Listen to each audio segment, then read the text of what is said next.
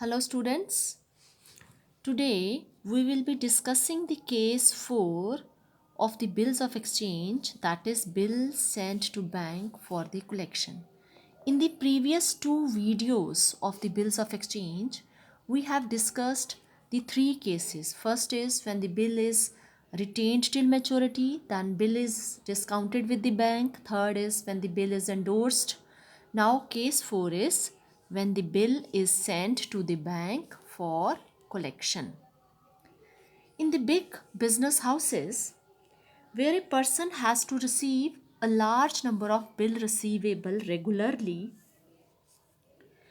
it becomes very difficult for the drawer to present the various bills to different drawees on different due dates. Drawer, in this case, sent the bill to the bank with the instructions that the bill should be retained till maturity and to be realized on that date, and it is known as bill sent for collection. बड़े बड़े business houses में जहाँ पे drawer को बहुत सारी payments, जब बहुत सारे बिल रिसीवेबल रेगुलरली रिसीव करता है, बड़ी सारी पेमेंट्स लेनी है, बड़े सारे बिल रिसीवेबल उसको रेगुलरली रिसीव करता है वो, और ये बहुत मुश्किल हो जाता है कि ड्रॉर को कि डिफरेंट डेट्स को याद रखना कि कौन सी ड्यू डेट पे किस ड्रॉई से उसको कितने पैसे मिलने हैं, कब उसका बिल मैच्योर होने वाला है. तो in that case drawer in this case sent the bills, जो उसके बिल्स हैं, जो बिल्स रिसीवेबल हैं उसके पास, वो सारे के सारे वो बैंक को भेज देता है और इंस्ट्रक्शंस दे देता है बैंक को कि जब भी उनकी मैच्योरिटी होगी तो bank will receive the payment on his behalf. उसके बिहाफ पे बैंक पेमेंट को रिसीव करेगा. मैच्योरिटी पे जब बिल ड्यू हो जाएंगे तो बैंक उसके बिहाफ पे बिल जो पेमेंट है वो रिसीव करेगा, and it is known as bill sent for collection. When the bill is sent to the bank with the instructions that bill should be retained till the maturity तक bill को retain किया जाता है और तब वो realise होता है मैच्योरिटी डेट को, और इसको कहते हैं bill sent for collection. For this the drawer, जो मेकर है बिल का, he opens a temporary account called the bill sent for collection account. तो ड्रॉर है एक टेम्पररी अकाउंट ओपन करता है जिसको कहते हैं bill sent for collection account. Whenever a bill is sent to the bank for collection, जब bill को भेजा जाता है तो बिल सेंट फॉर कलेक्शन को डेबिट किया जाता है, bill sent for collection account को डेबिट किया जाता है. Here is the journal entry. Following entries will be passed in the books of the drawer. Bill receivable account to the debtor, जब acceptance है, ये तो पता है हमें, पहले भी ये एंट्री की है, जब एक्सेप्टेंस रिसीव होती है तो बिल रिसीवेबल को हम डेबिट करते हैं और डेटर को हम क्रेडिट करते हैं. नेक्स्ट, जब बिल भेजा जाता है, when the bill is sent for collection, bill sent for collection account debit to bills receivable account. When the bill is sent to the bank for collection, bills sent for collection account is debited and bills receivable account is credited in the books of drawer. Here the bank account is not debited. Bank account तब debit होगा जब पैसे मिलेंगे. Bank account is not debited because just by sending the bill the bank does not become the debtor. Bank account is debited when the money is actually collected by the bank and the bill sent for collection account is credited. Bill sent for collection account is credited and it is closed. तो bank account को हम debit तब करते हैं जब पैसा actually receive होता है, और जो बैंक कलेक्शन करेगा, जो चार्ज करेगा, जो चार्जेस करेगा, जो तो उसको भी हम डेबिट कर देंगे, collection charges. The bank charges certain commission for this service on the collection of the bills. तो जो बैंक चार्ज कर रहा है कमीशन को, वो कलेक्शन चार्जेस को भी हम डेबिट कर देंगे. जितना पैसा रिसीव हुआ उसको हम डेबिट करेंगे और bill sent for collection account को हम क्रेडिट कर देंगे. तो these are the entries. First, when the acceptance is received, bills receivable account debit to the debtor. When bill is sent for collection, bill sent for collection account debit to bill receivable account. And when the money is received, when the collection of the bill and bank charges the interest or the commission, तो bank account debit, जितना पैसा receive हुआ, collection charges जितने उसने charge किए bank ने, to bill sent for collection account, इसको हम क्रेडिट करेंगे और ये अकाउंट हम क्लोज कर देंगे. ठीक है. Now we will do an example. This is the example of your book, problem number 8. Problem number 8 of your book. On 1st Jan 2018, A drew a bill on B for rupees 10,000 payable for 3 months. ये 3 महीने के लिए एक bill जो है वो draw किया है. A ने ड्रॉ किया है, तो A is the drawer and B is the ड्रॉई 2 days before the maturity. अब मेच्योरिटी डेट कब है? 3 महीने जो है, जनवरी, फरवरी, मार्च, तो April 4 will be the maturity date. तो A sent the bill to the banker for collection. On due date, the bank collects the bill and send the advice of the collection after the deduction of 50. तो 50 is the collection charges.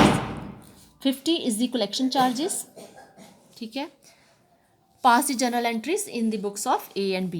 तो ये हम पहले कर लेते हैं. जनवरी 1 को 2018 bill receivable account to be 10,000, क्योंकि ये जो acceptance, being the receipt of the acceptance from B for 3 months, तो ये 10,000 का बिल है. A drew a bill on B for 10,000 payable 3 months after the date. 2 days before the maturity, A sent the bill to the banker. अब this bill is sent to the banker for collection. तो bank for collection, when the bill is sent to the bank for collection, तो bank for collection account debit to bills receivable account 10,000 when the bill is sent for collection. ठीक है. तो ये April 4 is the due date, तो April 2 को 2 days before ना, 2 days before, तो 2 days before अप्रैल 2 आ जाएगा. अप्रैल 2 bank for collection account debit to bills receivable account. It means bill is sent for collection, being the bill sent to the bank for collection 10,000. Now April 4 maturity date. April 4 is the maturity date. 50 is the charges. 50 charges हैं. 10,000 में से 50 जब deduct कर दिए तो 9950 is the amount which will be received. तो bank account debit. On the maturity date, bank collects the money. Bank ने money collect की 10,000 और उसमें से उसने 50 रुपीज़ अपने चार्जेस काट लिए. तो जो हमें कितने पैसे मिले, ड्रॉर को पैसे मिलेंगे 9950.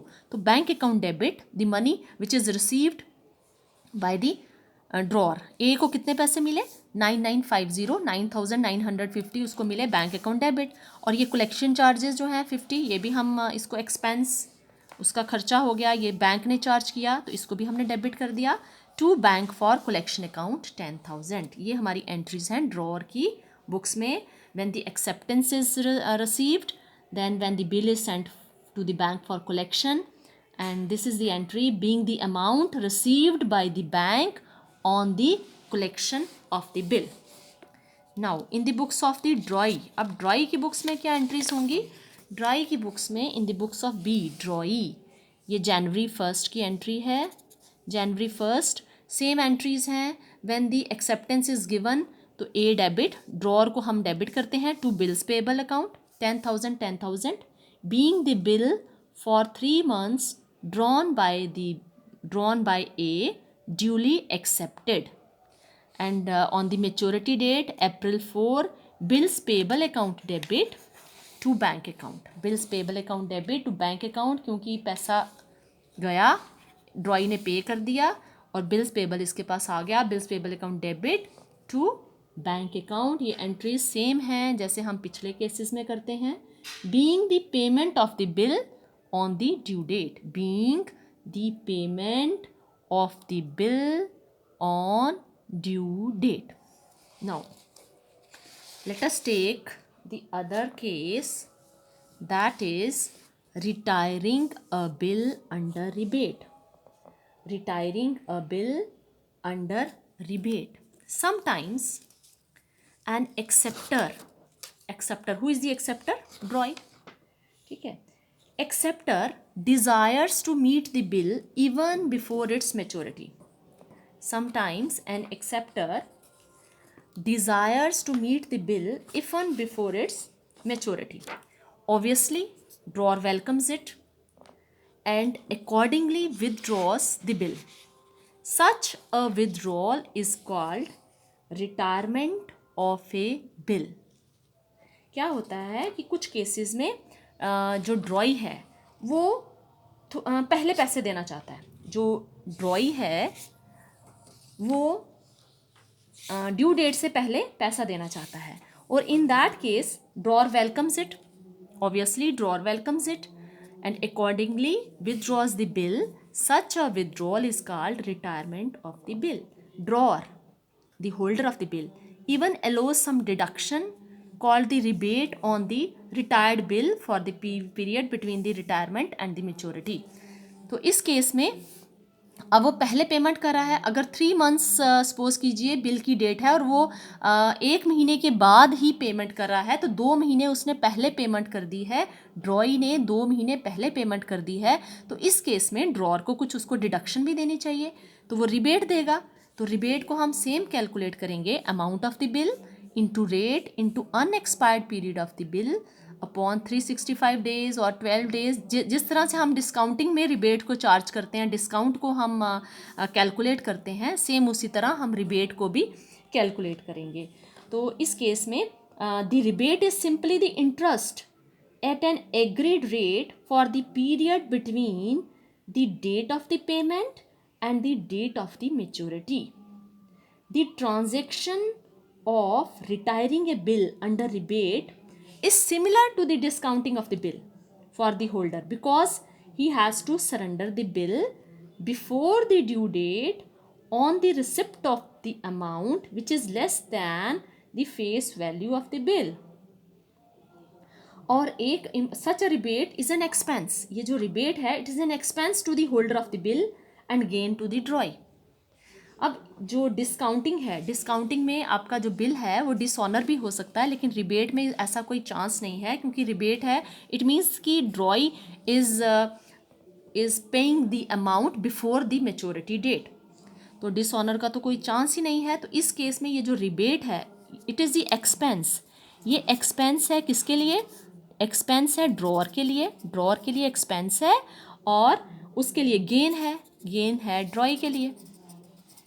तो गेन है ड्रॉई के लिए और एक्सपेंस है ड्रॉअर के लिए. ड्रॉअर को थोड़ा खर्चा उठाना पड़ेगा क्योंकि उसको पहले पेमेंट मिल रही है, तो उसको थोड़ा सा डिस्काउंट देना पड़ेगा, और जो ड्रॉई है उसको थोड़ा सा डिस्काउंट मिलेगा, तो वो उसको गेन मिलेगा क्योंकि वो पहले पेमेंट को कर रहा है.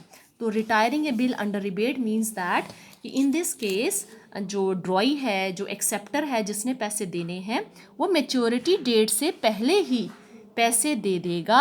तो इस केस में जो ड्रॉअर है वो उसको रिबेट देगा, उसको कुछ बेनिफिट देगा.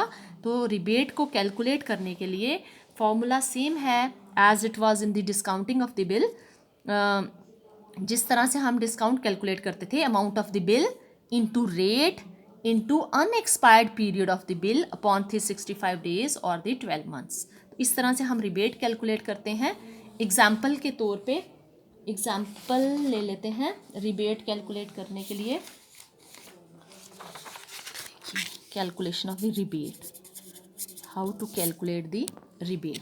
ठीक है, ये एग्जाम्पल है आपकी बुक की है, प्रॉब्लम नंबर 12. ठीक है, तो इसमें है Abhijit draws a bill on Suleman. 18,000 का बिल है. ठीक है, it is the amount of the bill. और जो रेट है 10%. रेट है 10%. ठीक है, तो फर्स्ट केस क्या है? फर्स्ट केस है और जो बिल जनवरी 1 को ड्रॉ हुआ है और 3 months के लिए है, तो इसकी जो ड्यू डेट होगी वो होगी April 4. 3 days ग्रेस के हम ऐड करेंगे, तो April 4 ड्यू डेट है. और फर्स्ट केस में सुलेमान ने बिल जो है, Suleman is the drawee. Suleman retires the bill on Feb 4. जनवरी 1 को बिल ड्रॉ हुआ, फेब 4 को उसने दे दिया।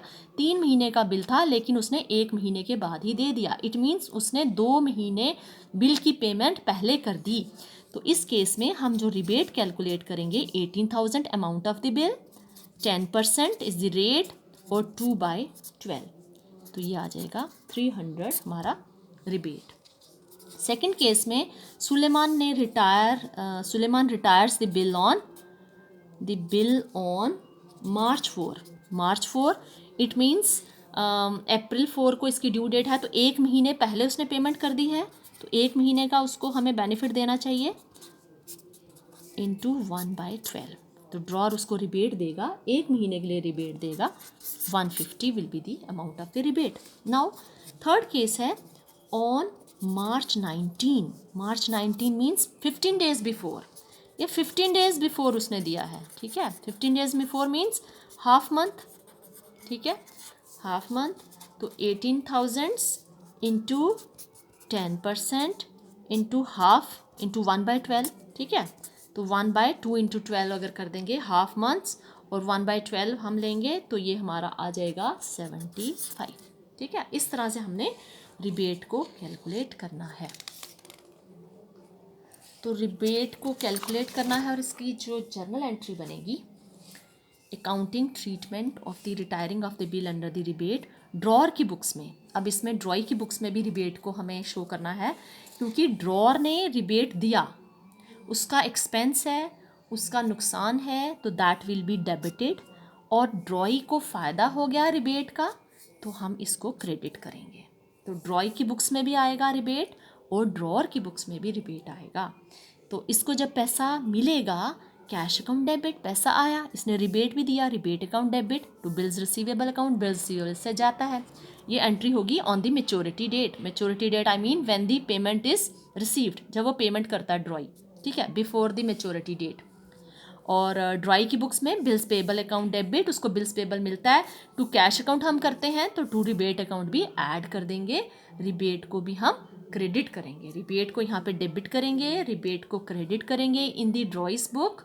Rest entry will be same, क्योंकि हम पहले जो एंट्री करते थे जब पैसे मिलते थे तो cash account debit to bills receivable account करते थे, अब हम रिबेट को भी डेबिट करेंगे और यहाँ पर bills payable account debit to cash account to rebate account, ठीक है।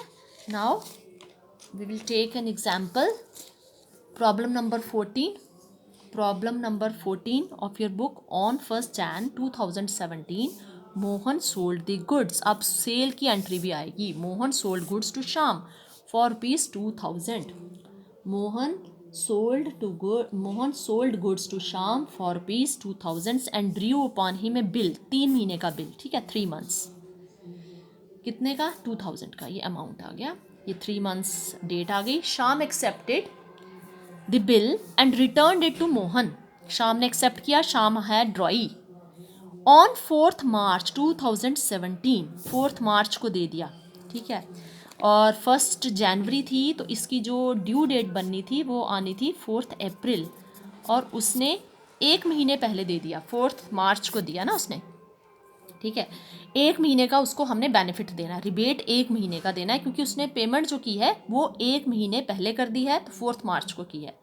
Shyam retired the bill under rebate at 6%, ये 6% इज द रेट, ठीक है, 6% रेट भी है। Record the transactions. तो बुक्स ऑफ मोहन, ड्रॉर की बुक्स भी ले लेते हैं, ड्रॉई की भी। बुक्स ऑफ मोहन, पहले तो सेल की एंट्री होगी, जनवरी 1 को सेल हुई, Shyam to sales account, Shyam debit to sales account 2000, ठीक है। और उसके अकाउंट में यहाँ पे आ जाएगा being goods sold on credit, ठीक है। अब ड्रॉई की बुक्स में देख लो, परचेज की एंट्री होगी, purchases account debit to Mohan, purchases account debit to Mohan 2000। Books goods कहाँ से गई, इसने परचेज की, डेबिट हो गया, मोहन ने गुड्स सेल की तो मोहन को क्रेडिट कर दिया, यहाँ पर शाम को मिली, शाम को डेबिट कर दिया टू सेल्स अकाउंट। एक एंट्री हो गई सेल और परचेज की। नाउ नेक्स्ट एंट्री होती है जब एक्सेप्टेंस रिसीव होती है, तो जनवरी 1 को ही bills receivable account debit to Shyam, bills receivable account debit to Shyam, being an acceptance received for 3 months. being an acceptance received for 3 months. यहाँ पर इसने acceptance जो है receive की है. Mohan is the drawer. Mohan ने एक्सेप्टेंस रिसीव की है शाम से. बिल रिसीवेबल इसको मिला और शाम ने दिया. अब शाम की बुक्स में देख लेते हैं, ड्रॉई की बुक्स में. Shyam is the drawee. This Shyam is drawee. तो Mohan debit to bills payable account. इससे बिल्स पेबल अकाउंट गया, इसने साइन करके एक्सेप्टेंस दे के बिल्स को दे दिया. तो बिल्स पेबल को हमने क्रेडिट किया. मोहन को मिला, Mohan debit to bills payable account. ये एंट्री हम दोनों जो हैं ये पहले भी करते हैं. ठीक है. नाउ मार्च 4 जब उसने पैसे दिए, मार्च 4 को उसने पैसे दे दिए. देने थे अप्रैल 4 को, उसने 1 महीने पहले दे दिए. ठीक है. अब पहले रिबेट कैलकुलेट करेंगे हम. तो यहाँ पर हम रिबेट कैलकुलेट कर देते हैं. यहाँ पर कर लेते हैं. चलो, हमारा जो अमाउंट है बिल का वो है 2000. रेट क्या है 6/100 और उसने 1 महीने हमें पहले दे दी है 1/12. ठीक है. तो ये 10 रुपीज़ आ जाएगा. 10 रुपीज़ हमारी रिबेट आ जाएगी. 2000 amount of the bill into 6% is the rate and 1/12 क्योंकि 1 महीने उसने पहले दे दी पेमेंट तो 1 महीने के लिए उसको रिबेट मिलेगा. तो रिबेट का अमाउंट आ गया 10. बिल्स रिसीवेबल कितने का है 2000. ठीक है. और जो कैश मिलेगी वो मिलेगी 1990. ठीक है. कैश मिलेगी 1990 और रिबेट होगा 10 rupees to bills receivable account 2000. तो ड्रॉर को मोहन को पैसे मिलेंगे 1990. रिबेट वो देगा 10. इसको हम डेबिट करेंगे because it is an expense to bills receivable account और बिल रिसीवेबल वो दे देगा. किसको? ड्रॉई को दे देगा. पैसे ले लेगा और बिल रिसीवेबल दे देगा. Now in the books of the ड्रॉई, ड्रॉई की बुक्स में मार्च 4 को उसने पैसे दिए तो बिल्स पेबल अकाउंट डेबिट, उसको बिल्स पेबल मिल गया. बिल्स पेबल अकाउंट डेबिट कितने का है 2000 का बिल्स पेबल है, उसको मिल गया 2000. और उसने पैसे कितने दिए 1990 दिए और उसको रिबेट कितना मिला 10 रुपीज़ उसको रिबेट मिला. और पैसे उसने कितने दिए 1990, रिबेट कितना मिला 10 रुपीज़. तो रिबेट उसका गेन है, गेन्स को हम क्रेडिट करते हैं. तो bills payable account debit to cash account to rebate account. Being narration क्या आएगी, being the bill retired under rebate 1 month before maturity. 1 month before maturity. So this is all. I hope you have understood this. Thank you so much.